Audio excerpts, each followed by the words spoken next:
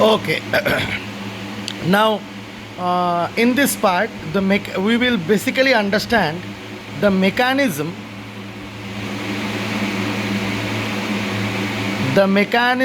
of action of an enzyme,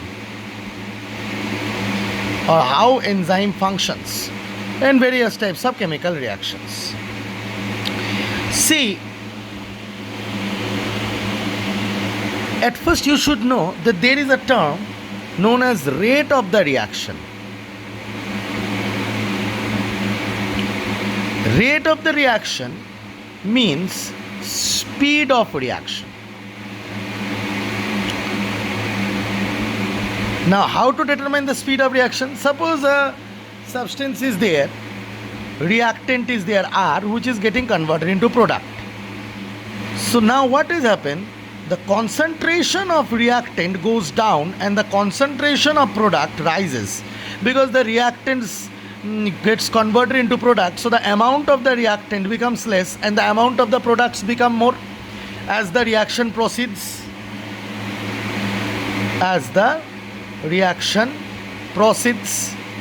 Okay, so as the reaction proceeds, what happens? The concentration of the reactant goes down and the concentration of the products goes up. Now, the rate of production of the product or the rate of consumption of the reactant is known as the speed of the reaction, or how fast the products are being produced. What is the speed? How fast the product is being produced. So how can you write that? As you write P is equals to distance by time, so here also rate of reaction or velocity of reaction must be equals to concentration of product divided by time. How fast the concentration of the product? So actually it is not concentration of the product, it is actually increase in the concentration of the product. Increase in concentration of product by time.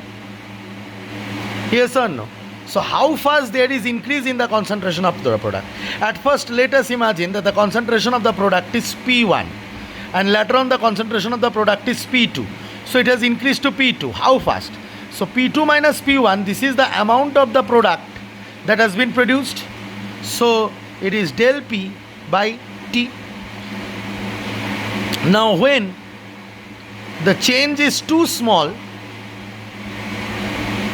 you will learn this in mathematics and physics, we write it as dP by dt. So that is known as rate of reaction. Okay, so this is not to be confused, but a simple thing, that how fast the concentration of the product is changing. Like speed is equals to distance by time, how fast the distance is covered. In the same way, how fast the product is produced, or we can say how fast the concentration of the product is increasing or changing. So that is rate of the reaction. Now rate of the reaction depends on factors like temperature and activation energy, a lot of things. Basically, what enzymes does, enzymes increases the rate of the reaction. So that means normally the rate of the reaction, or how fast the reaction is occurring, if you include an enzyme, the reaction will become much faster. Now question arises, why? Now you see, always remember that when I speak about the rate of the reaction, so we will discuss that how the rate of the reaction is affected or increased by the enzyme.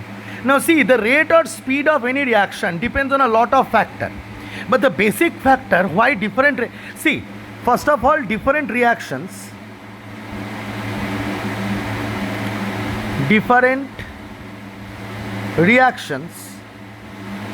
have different speeds or different rates.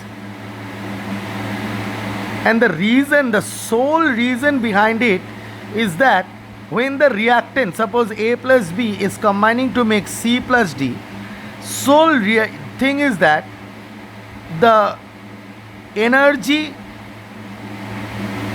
changes. The energy changes means energy required to break this bond and energy released when the new bonds are being made. Okay, so this particular thing, the energy barrier that they have to cross may be large, may be small, and on the basis of this energy barrier, if they have to cross a large energy barrier, the reaction will be slow. If they have to cross a small energy barrier, the reaction will be fast. So that is the thing you have to understand. Okay, suppose for example, if you draw a graph,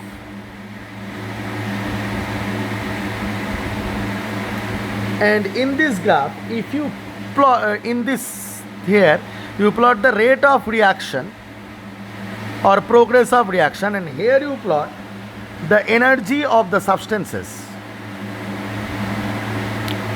Now suppose your reactant molecule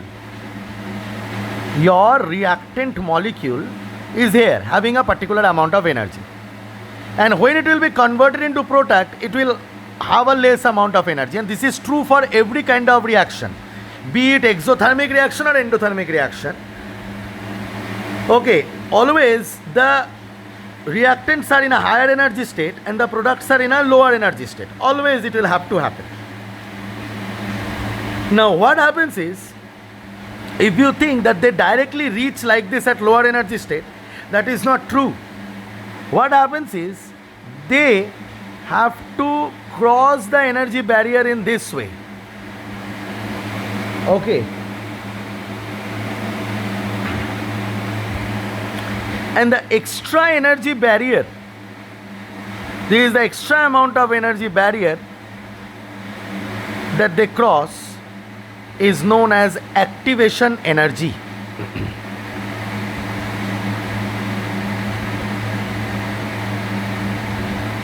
We denote it as EA. Now when this activation energy is huge, that means the energy difference to convert from the reactants to the products is huge. The time required will also be more. If the activation energy is less, suppose, if the activation energy is somewhat like this, if it is less, then the time required also will be less. So that is the effect of activation energy, or the concept of activation energy.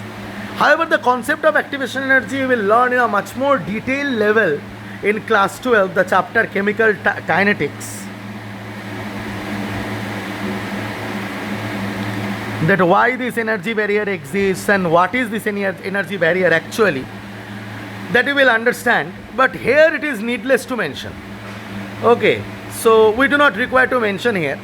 Just remember that when reactants, the reactant molecule, okay, they will react and give rise to the product molecule. Suppose these are the product molecules, they collide with each other, and when they collide with each other, they require a particular threshold energy.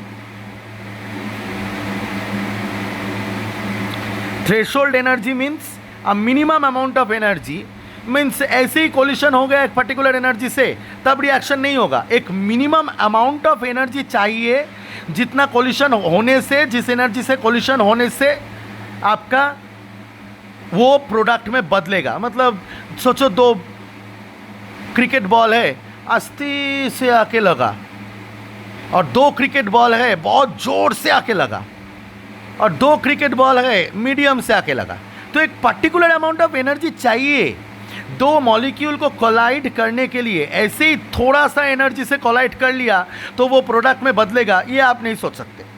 एक particular amount of energy चाहिए ताकि वो collide करे एक particular amount of energy से, तभी जाके वो प्रोडक्ट में बदलता है. समझ में आया बात? तो वो जो रिएक्टेंट मॉलिक्यूल अपना एनर्जी स्टेट में रहता है, जब वो घूमता है तो वो ये एनर्जी स्टेट है. जब वो कोलाइड करेगा, ठीक है, एक पर्टिकुलर थ्रेशोल्ड एनर्जी से, तो वो ये है, ठीक है। ये डिफरेंस को एक्टिवेशन एनर्जी बोलते हैं। मतलब वो जब अपना धुन में घूम रहा है तो उसके पास एक पर्टिकुलर अमाउंट ऑफ एनर्जी है, तो उसको हम लोग बोलेंगे कि ठीक है ये एनर्जी ये वाला एनर्जी है। जब वो कोलाइड करेगा, ठीक है, तब एक पर्टिकुलर एनर्जी से, एक मिनिमम अमाउंट ऑफ एनर्जी से कोलाइड करना पड़ेगा जो यहाँ पे रिसाइड करता है, ठीक है। ये है threshold energy, minimum amount of energy. The difference between the energy and the threshold energy is activation energy. Collide करने के बाद जब वो प्रोडक्ट में बदलता है तब वो ज़्यादा लेस एनर्जी स्टेट में आ जाता है, ठीक है। तो यहाँ पे प्रोडक्ट है उसका एनर्जी बहुत ज़्यादा कम है।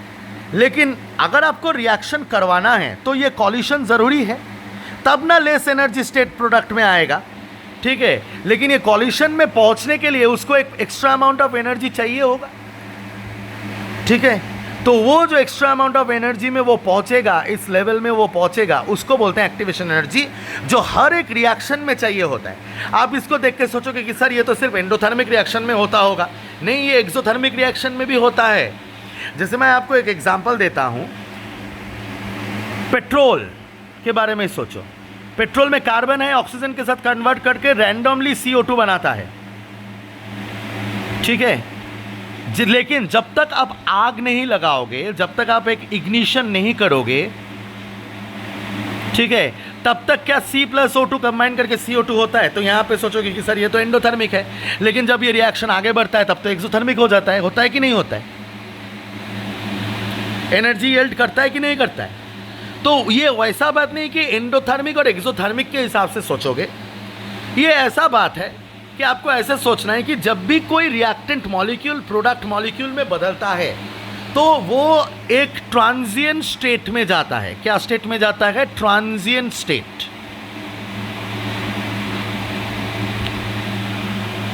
ठीक है, जो एक पर्टिकुलर ट्रांजिएंट स्टेट है। अब तुम सोचोगे ट्रांजिएंट स्टेट क्या है? सोचो ये रिएक्टेंट मॉलिक्यूल है, इसका एक पर्टिकुलर एनर्जी है, ये एक रिएक्टेंट मॉलिक्यूल है, इसका एक पर्टिकुलर एनर्जी है। दोनों आके कलाइड करेगा। जब कलाइड करेगा इन दोनों में बॉन्डिंग बनेगा। सोचो एक मॉलिक्यूल AB है और दूसरा एक मॉलिक्यूल AB है, so 2AB gets converted into A2 + B2। Suppose जब AB मॉलिक्यूल के साथ कलाइड करेगा तब ये AB मॉलिक्यूल, सोचो ये A ये B, और ये वाला AB मॉलिक्यूल, सोचो ये A B, ये दोनों में आपस में बॉन्डिंग क्रिएट करेगा और यहाँ से क्या होगा? टूट जाएगा। तो आपके रिजल्ट में क्या आएगा? A2 और B2 आएगा। तो ये जो स्टेट है, मीडियम वाला स्टेट, इसको बोलते हैं ट्रांजिएंट स्टेट। अब ये ट्रांजिएंट स्टेट में पहुंचना कब पॉसिबल है? जब दो मॉलिक्यूल्स अपने आप में कोलाइड करेगा, जब ये दो मॉलिक्यूल्स कोलाइड करेगा। अब कोलाइड करने के लिए ऐसे ही कोई भी एक एनर्जी लेके कोलाइड कर लिया नहीं पॉसिबल है। एक पर्टिकुलर थ्रेशोल्ड एनर्जी चाहिए, एक पर्टिकुलर अमाउंट ऑफ एनर्जी चाहिए कोलाइड करने के लिए, जो कि उसका जो इंडिविजुअल एनर्जी है जिसमें वो एग्जिस्ट करता है उससे ज़्यादा होता है। तो उस एनर्जी लेवल तक पहुंचना होता है कोलाइड करने के लिए।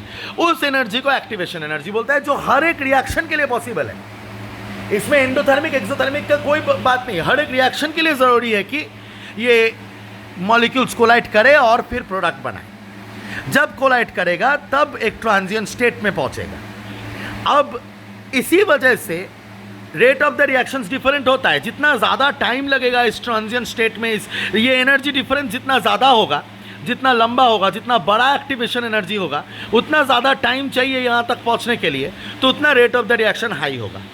जितना कम एक्टिवेशन एनर्जी होगा, जितना मतलब वो कोलाइड करने वाला थ्रेशोल्ड, एक्चुअली एक्टिवेशन एनर्जी क्या है? Difference of the energy of the reactants and energy of the transient state. जैसे अगर ऐसे सोचोगे, AB molecule 2AB molecule collide करके A2 और B2 दे रहा है, तो एक ट्रांजिएंट स्टेट भी होगा ना, जो AB और AB में बॉन्डिंग क्रिएट करेगा। तो ये एक पर्टिकुलर एनर्जी स्टेट में है, ये एक पर्टिकुलर एनर्जी स्टेट में है, ये एक पर्टिकुलर एनर्जी स्टेट में है। अब E1 is a particular, E2 is a much more higher energy state and E3 is a much more lower energy। E1 से E2 पहुंचेगा, उसके बाद E3 में आएगा। तो इसमें पहुंचने के लिए ये जो डिफरेंस है एनर्जी का, E2 - E1, ये तुम्हारा हो गया एक्टिवेशन एनर्जी जो यहाँ पे है। तो ये जितना ज़्यादा होगा, जितना बड़ा होगा, उतना टाइम लगेगा ये ट्रांजिएंट स्टेट में पहुंचने के लिए, है कि नहीं? कोलाइड करने के लिए उतना ज़्यादा टाइम लगेगा, तब उतना ज़्यादा रिएक्शन का टाइम लग जाएगा, उतना रेट स्लो होगा, स्लो रिएक्शन होगा। तो ये रिएक्शन के बारे में एक सच्चाई है जो मैंने आपको बताई है। अब चलो सीखते हैं कि कैसे एंजाइम्स काम करता है। तो बात ये है भाई साहब कि एंजाइम्स कैसे काम करता है। एंजाइम्स एज अ कैटलिस्ट बीच में घुसता है।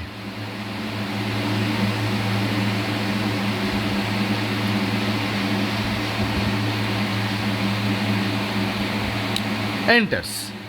अब सोचो ये 2AB मॉलिक्यूल जो है वो खुद में कोलाइड ना करके एक मॉलिक्यूल है जिसको हम लोग एंजाइम बोलते हैं, उसके साथ जाके ज्वाइन हो गया। अब क्या हो रहा है, जो ट्रांजिएंट स्टेट का बॉन्डिंग वो खुद से कर रहा था, कोलाइड होके, कोलिशन एनर्जी उसको चाहिए जिसके वजह से उसको एक एक्टिवेशन एनर्जी में पहुंचना चाहिए था, क्योंकि एक्चुअली ट्रांजिएंट स्टेट तो यहां पे एग्जिस्ट करता है।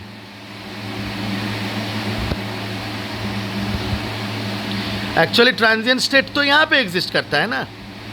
ये हुआ आपका ऐसे और ऐसे आया, तो ट्रांजिशन स्टेट ये आपका energy of the reactant, energy of the product, और ये आपका ट्रांजिएंट स्टेट यहाँ पे रहता है।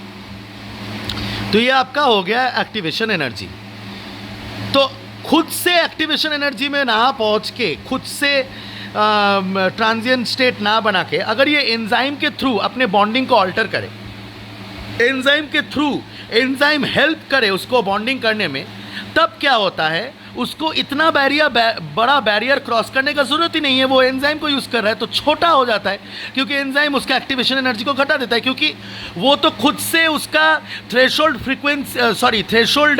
एनर्जी लेके कोलाइड करने का, एक पर्टिकुलर एनर्जी लेके कोलाइड करने का उसको अभी ज़रूरत ही नहीं है। अभी एंजाइम आ गया, वो एंजाइम बॉन्डिंग बना दे रहा है उसमें, तो उसका एक्टिवेशन एनर्जी घट गया।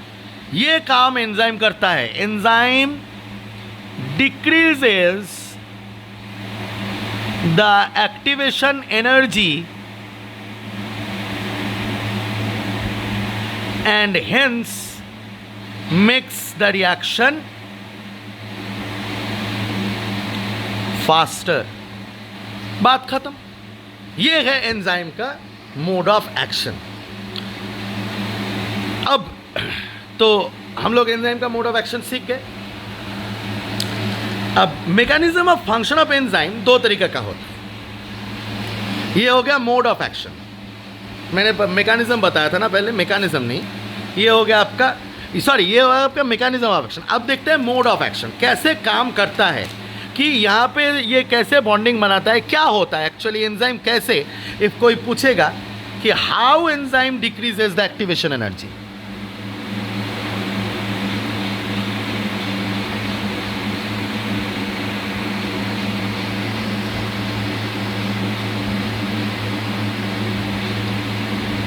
तो ये भी तो बताना पड़ेगा ना कि how enzyme decreases the activation energy.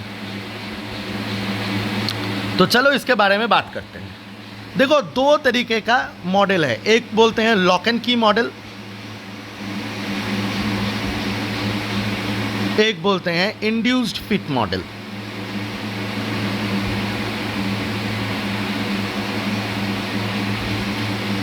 ठीक है, अब लॉक एंड की मॉडल और इंड्यूस्ड फिट, देखो सबसे पहली बात एंजाइम्स के बारे में तो ये तो पता है कि एंजाइम्स प्रोटीन है, और प्रोटीन के वीडियो से ये पता चल गया होगा कि प्रोटीन का एक पर्टिकुलर 3 डायमेंशनल स्ट्रक्चर होता है। जैसे कि प्रोटीन पहले पेप्टाइड लिंकेज पॉलीपेप्टाइड, फिर पॉलीपेप्टाइड का अल्फा हेलिक्स पॉसिबल है, या फिर बीटा प्लीटेड शीट पॉसिबल है जो अपने आप में बॉन्डिंग करता है, फिर अल्फा हेलिक्स और बीटा प्लीटेड शीट और मुड़ जाता है और 3D स्ट्रक्चर देता है, जो डायग्राम मैंने पिछले वाले वीडियो में दिखाया था मेरे एक बुक से।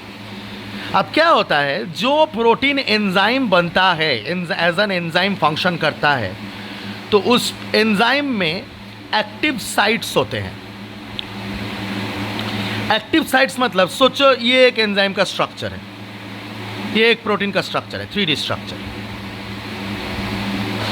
तो देखो इसमें एक ऐसा साइट है जिसमें बहुत सारा बॉन्ड ऐसे खुल के रहता है और वेट करता है कि कब आके प्रोडक्ट इसमें लग जाए। अब जब एंजाइम लेके काम करोगे तो प्रोडक्ट को हमेशा सबस्ट्रेट बताना। प्रोडक्ट ना from now on your product which will be your sorry not product, your reactant which will be converted into product, your reactant will be known as substrate। Biology में reactant को substrate कहा जाता है। Substrate gets converted to product. तो क्या होता है, enzyme अपने एक्टिव साइट में वेट करता है कि कब सबस्ट्रेट आके बाइंड करे, रिएक्टेंट आके बाइंड करे और उसका बॉन्डिंग वगैरह ठीक कर दे। जहाँ पे जैसे इस वाले रिएक्शन में जैसे कि जब A2AB कन्वर्ट हो रहा था A2 और B2 में, तो क्या हो रहा था, AB हमारा सबस्ट्रेट था, AB हमारा सबस्ट्रेट था जो आके एक्टिव साइट में बाइंड कर रहा था। और वहाँ पे by the mode method of various kinds of bonding, various kinds of bonding और bond breaking at low energy cost occurs in the active site। ठीक है, तो ये एक्टिव साइट एंजाइम में हमेशा प्रेजेंट होता है। तो इसका मतलब ये है, मैं आपको एक डायग्राम दिखाता हूं, मैं ही ड्रॉ करता हूं। सोचो ये आपका एक एंजाइम है, तो इसमें दो एक्टिव साइट है, ये और ये एक। हम लोग सोच सकते हैं ये एक्टिव साइट में एक सबस्ट्रेट आके बाइंड किया, इस एक्टिव साइट में एक सबस्ट्रेट आके बाइंड किया, दोनों सबस्ट्रेट को प्रोडक्ट बना के भेज दिया। ऐसे एंजाइम काम करता है by the help of active sites. अब अगर कोई पूछेगा what is active sites, active sites are groups और सर्विसेज, और क्या बोलते हैं उसको, सर्विसेज या खाज, बांग्ला আমরা खाज बोली, ग्रुप्स और services which are present, which are specially present in the three-dimensional structure of the protein।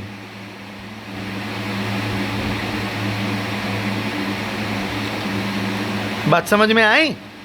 Okay तो उस एक्टिव साइट में ये वाले क्या होता है, बॉन्डिंग, लो कॉस्ट में बॉन्डिंग ब्रेकिंग और मेकिंग हो जाता है लो कॉस्ट एनर्जी में, इसीलिए आपका एक्टिवेशन एनर्जी और एक्टिवेशन एनर्जी घट जाता है और रेट ऑफ रिएक्शन फास्ट हो जाता है। तो यही चीज़ मैं बताना चाह रहा था। अब सीखते हैं चलो कैसे लॉक एंड की मॉडल और इंड्यूस्ड फिट मॉडल काम करता है। अब बात यह है, एंजाइम इज स्पेसिफिक फॉर इस सबस्ट्रेट, याद रखना, enzyme is specific for its substrate। ठीक है, enzyme is specific for its substrate, very specific. Sir क्यों एंजाइम स्पेसिफिक क्यों है अपने सब्सटेंस के लिए? क्योंकि बेटा अगर आपको सोचो एक एंजाइम है, इस एंजाइम का नाम है हेक्सोकाइनेज। सोचो जस्ट फॉर एग्जांपल, हेक्सोकाइनेज क्या करेगा, ग्लूकोज को या फ्रुक्टोज को, जो भी हेक्सो शुगर होगा उसमें फॉस्फेट एडिशन करता है, तो वो ग्लूकोज 6 फॉस्फेट या फ्रुक्टोज 6 फॉस्फेट ऐसा बन जाता है। ये एक रिएक्शन ही हुआ जहां पे आपका सबस्ट्रेट ग्लूकोज और फ्रुक्टोज है और product glucose 6 phosphate fructose 6 phosphate है और सेल में इनऑर्गेनिक फॉस्फेट रहेगा, उसको ज्वाइन कर देगा। तो ये जो एंजाइम करता है, ये एक्टिव साइट सिर्फ उसी ग्लूकोज के लिए बना है। ये एक्टिव साइट ऐसे बना है कि ग्लूकोज का स्ट्रक्चर ही इसमें फिट हो सके, या फिर इसका एक्टिव साइट ऐसे बना है कि फ्रुक्टोज का स्ट्रक्चर ही यहाँ पे फिट हो सके। जैसे हेक्सोकाइनेज में एक होता है ग्लूकोकाइनेज, सोचो ये ग्लूकोकाइनेज का स्ट्रक्चर है, और एक होता है फ्रुक्टोकाइनेज, तो सोचो ये फ्रुक्टोकाइनेज का स्ट्रक्चर है। तो इस एक्टिव साइट में फ्रुक्टोज ही बाइंड करेगा, ग्लूकोज नहीं कर पाएगा। इस एक्टिव साइट में ग्लूकोज ही बाइंड करेगा, फ्रुक्टोज नहीं कर पाएगा। So active sites are very specific.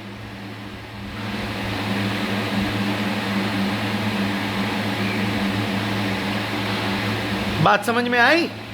Active sites are very specific. क्यों? क्योंकि specific type of bonds exist in the active site और chemical forces exist in the active site which can only bond up with the glucose molecule in this case and fructose molecule in this case, and which can do specific bonding and then alter bonding or make or break bonding and catalyze the reaction. और फिर जब ये बन जाता है तो active site से निकल के चला जाता है, बिल्कुल एक लॉक और की के तरह. This is called lock and key model, है ना? क्योंकि एक स्पेसिफिक ताला, लॉक एक स्पेसिफिक की से ही खुलता है, इसीलिए इसको हम लोग बोलते हैं लॉक एंड की मॉडल. जैसे कि मैं आपको एक डायग्राम दिखाता हूं एक बुक से. जैसे कि यहाँ पे देखो, इसको स्क्रीनशॉट भी ले सकते हो. ये हो गया आपका एंजाइम, ये हो गया active site, active site, active site, ये पूरा एक्टिव साइट. ये आ गया सबस्ट्रेट, यहाँ पे आके बाइंड हो गया. अब यहाँ पे देखो, एंजाइम का जो स्पेसिफिक एक्टिव साइट है वो स्पेसिफिकली सबस्ट्रेट के लिए ही बना है. ऐसा स्ट्रक्चर का सबस्ट्रेट ही इसमें लग पाएगा. असल में ये एक सिंप्लीफाइड व्यू है. असल में ये एक सिंप्लीफाइड व्यू है. एक्सेल में क्या है, यहाँ पे ऐसे टाइप ऑफ केमिकल फोर्सेस या ग्रुप्स, केमिकल ग्रुप्स या एलिमेंट्स प्रेजेंट है जो यहाँ पे स्पेसिफिक एलिमेंट्स के साथ बॉन्ड अप कर सकते हैं या बॉन्डिंग कर सकते हैं. उसी वजह से आके यहाँ पे जुड़ जाएंगे. तो ये स्पेसिफिकली दिखाया यहाँ पे कि बन गए, बॉन्ड हो गए और प्रोडक्ट बना दिया. ये प्रोडक्ट, इसको शायद तोड़ना काम था, ठीक है. जैसे यहाँ पे जोड़ने का काम भी हो सकता है. एक आके आया, एक ऐसे, ये आके इधर बाइंड हो गया, ये आके इधर बाइंड हो गया, दोनों को जोड़ दिया, ऐसा भी हो सकता है, ठीक है. अब ये की जैसा दिख रहा है तो इसको लॉक की मत सोचना, ये जस्ट एक हाइपोथेटिकल स्ट्रक्चर है. तो ये एक स्पेसिफिसिटी मेंटेन करता है, इसीलिए इसको हम लोग बोलते हैं lock and key model. Okay, I hope that you understand. So अगर लॉक एंड की मॉडल के हिसाब से चले तो क्या लिखेंगे? पहले एंजाइम होता है, एंजाइम के साथ सबस्ट्रेट बाइंड करता है, एंजाइम के साथ सबस्ट्रेट बाइंड करके एंजाइम सबस्ट्रेट कॉम्प्लेक्स क्रिएट करता है. अब एंजाइम सबस्ट्रेट कॉम्प्लेक्स कहाँ पे रहता है? अगर आप ग्राफ को देखोगे तो सोचो ये ऐसे, ये एक्टिवेशन एनर्जी था. अब यहाँ पे तो मेन ट्रांजिएंट स्टेट रहता है ना. अब क्या होगा, सोचो ये बन गया इसका एंजाइम मेडिएटेड, एक्टिवेशन एनर्जी घट गया. अब इस पॉइंट में भी क्या रहेगा, एंजाइम सबस्ट्रेट कॉम्प्लेक्स रहेगा, है ना. तो यानी ये समझ में आ रहा है कि इस पिक में रह रहा है तो लेस एक्टिवेशन एनर्जी में भी ये एक ट्रांजिएंट स्टेट है, लेकिन अनस्टेबल नहीं है, ठीक है, स्टेबल स्टेट है. Transient but stable. सर ऐसा क्यों बोल रहे हो ट्रांजिएंट बट स्टेबल? क्योंकि बेटा यहाँ पे जब एंजाइम सबस्ट्रेट कॉम्प्लेक्स बन चुका है, जैसे ये कॉम्प्लेक्स बताओ या यह कॉम्प्लेक्स बताओ, तो ये तो अनस्टेबल होने से अब क्या बॉन्डिंग अच्छे से बनेगा या टूटेगा? नहीं. तो स्टेबल होना चाहिए जब तक अच्छा बॉन्डिंग नहीं बनता है. तो इसीलिए ये ट्रांजिएंट और स्टेबल स्टेट होता है और ये एक ट्रांजिएंट स्टेट होता है.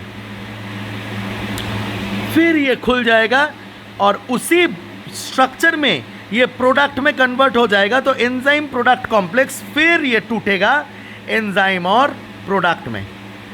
सर ऐसा क्यों? क्योंकि जब ये लगा हुआ है इसके साथ, तभी तो ये अपने आप को बदल चुका है.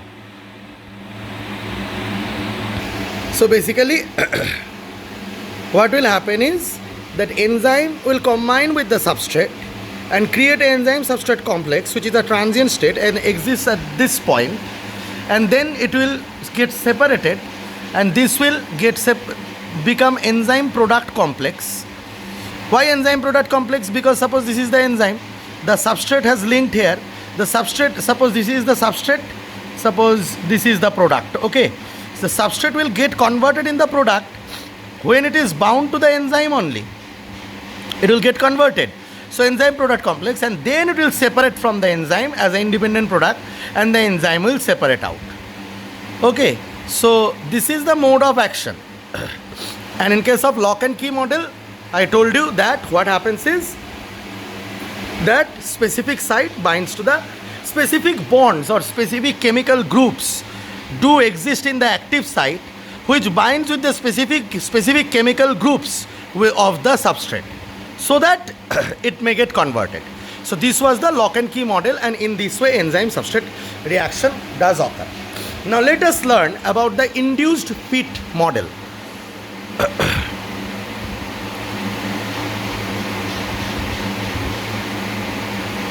Now what happens in case of induced fit?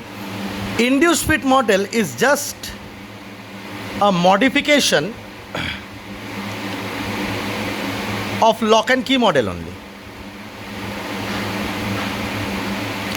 It just says that the active site, extends the idea that active site contains two groups. The active site does contain two groups. So what is the two groups that are contained in the active site? One is the buttressing group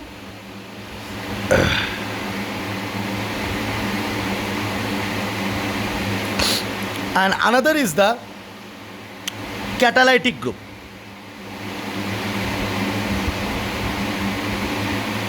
Now what happens is that the buttressing, suppose this is the enzyme,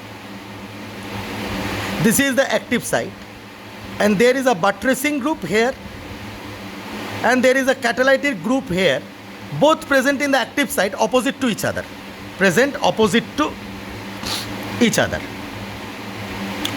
Now what will happen is that the substrate molecule will come and bind in the active site, and when it will bind in the active site it will be stabilized. The binding will be stabilized because the buttressing group will support the stabilization or the binding or the bonding of the substrate to the active site. It will stabilize it, and the catalytic group will break and make new bonds. The catalytic group gets activated when the enzyme gets attached to the buttressing group. Hence, after getting attached to the buttressing group, the catalytic groups activated and then catalyzes the making and breaking of bonds and converting the substrate into a product. Hence, it is induced to convert the substrate to product, and hence it is known as induced fit model. I hope that you have understood my explanation. So that is the way the enzyme works.